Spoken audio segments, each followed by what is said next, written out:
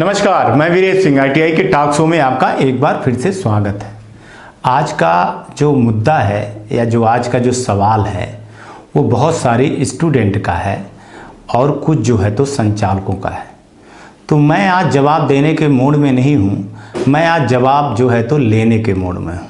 और मैं ये सवाल जो है तो DGT के अधिकारियों से कर रहा हूँ, PMO से कर रहा हूँ, प्रधान जी से कर रहा हूँ और जो अफसर हैं DGT के एग्ज़ाम कंट्रोलर से लेकर के एफिलिएशन तक के और राज्य सरकार के जो अफसर हैं, जो डायरेक्टर हैं, स्टेट डायरेक्टर हैं, जोनल डायरेक्टर हैं, उनसे ये सवाल मैं पूछ रहा हूँ और जवाब मांग रहा हूँ।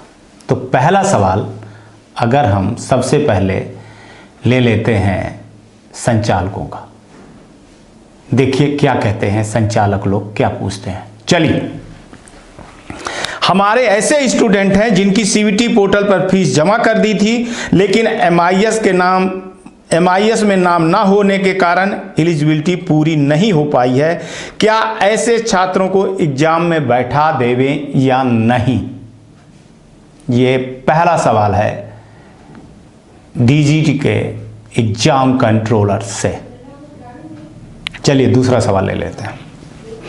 ऐसे छात्रों को जो फर्स्ट ईयर की फीस जमा कर चुके हैं और उनका AD प्रैक्टिकल का पेपर भी हो चुका है और जो प्रथम वर्ष के एलिजिबल थे उनकी सेकंड वर्ष की एलिजिबिलिटी है तो पोर्टल पुनः खोला जाए जिससे उनके मार्क की एंट्री हो सके। दूसरा हो गया। अब चलते हैं तीसरा सवाल। जिनकी CVT पोर्टल पर फीस जमा कर दी है लेकिन MIS में सेकेंड ईयर स्टूडेंट की एलिजिबिलिटी नहीं हो पाई क्योंकि स्टूडेंट शो नहीं हो रहे थे, ऐसे स्टूडेंट को इंजीनियरिंग ड्राइंग का पेपर और प्रैक्टिकल में क्या बैठा सकते हैं? हालांकि आज ED का पेपर है। चलते हैं चौथे में।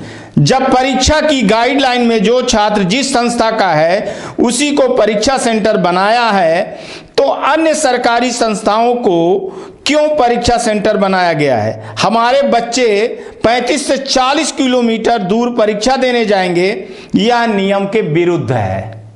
इसका स्पष्टीकरण दीजिए, बताइए। चलिए पांचवा ले लेते हैं।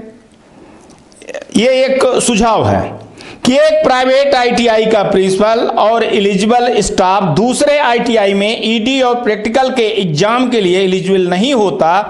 प्राइवेट ITI के स्टाफ को भी दूसरे ITI में ED प्रैक्टिकल में जाने के लिए एलिजिबल होना चाहिए। अन्य सभी व्यावसायिक कोर्सों में ऐसा ही होता है। जब ऐसा होता है तो फिर ITI के साथ ऐसा क्यों?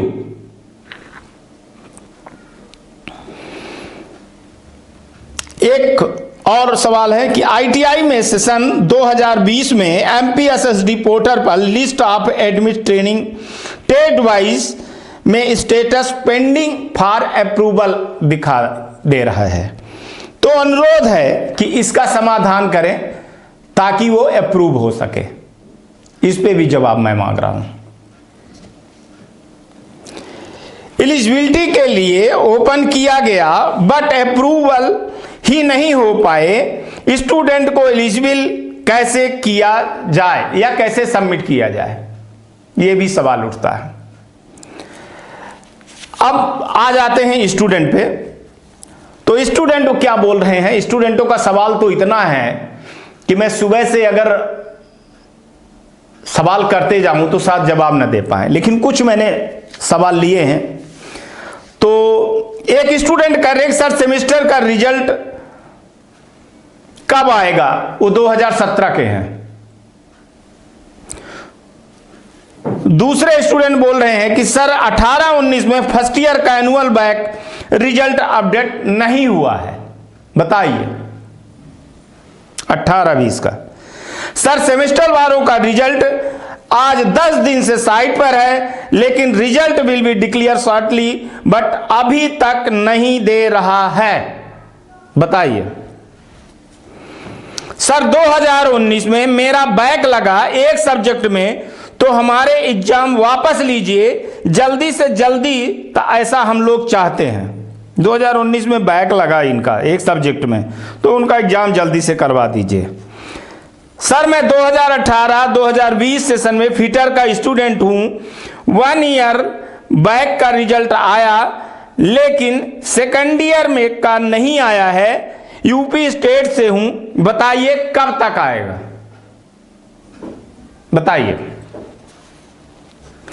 सर मैं गाजियापुर यूपी से हूँ, मेरे रिजल्ट में लिखा आ रहा है कि CVT not update, CVT number not update. मेरा सेशन 2018-2020 है। सोचिए, एक कह रहा है कि सर -1 शो हो रहा है लेकिन मैं प्रेजेंट हूं 18 और 20 का स्टूडेंट हूं मैं। एक स्टूडेंट कह रहे हैं कि 2017 बैच का स्टूडेंट हूं, मेरे 3rd सेमेस्टर में बैक था, उसका रिजल्ट का कोई अपडेट नहीं हुआ है, बताइए कब तक में अपडेट हो जाएगा। सर जी हम लोगों की आईटीआई 18 से 20 वालों की अभी तक हम लोग का फाइनल एग्जाम नहीं हुआ है। सर जी पूरे 4 साल हो गए हैं, हम लोगों के साथ भविष्य के साथ खिलवाड़ क्यों हो रहा है, बताइए, इसका जवाब दीजिए। कुछ स्टूडेंट को मैं एक सलाह दे रहा हूं कि अगर आप रिजल्ट से संतुष्ट नहीं हैं तो वेरिफिकेशन पे जाइए, वहाँ रिजल्ट रहता है। अगर रिजल्ट से संतुष्ट नहीं है तो आप वहाँ क्लिक करेंगे तो एक ऑप्शन आ जाता है सुधार के लिए, आवेदन के लिए, तो नाम, पिता का और जन्मतिथि और रिजल्ट सुधार के लिए, तो आप वहाँ जा कर के शिकायत कर सकते हैं। लेकिन मेरा एक कहने का मतलब ये है कि डीजीटी के अधिकारियों से ये मैं पूछना चाहता हूँ कि इतने माने साल हो गए, आखिर दिक्कत कहाँ आ रही है, ये समझ में नहीं आ रहा कि आखिर दिक्कत कहाँ आ रही है। क्या दिक्कत सॉफ्टवेयर पे है, क्या दिक्कत सॉफ्टवेयर के एंट्री पे है, क्या दिक्कत आईटीआई वाले कर रहे हैं डाटा लोड करने में।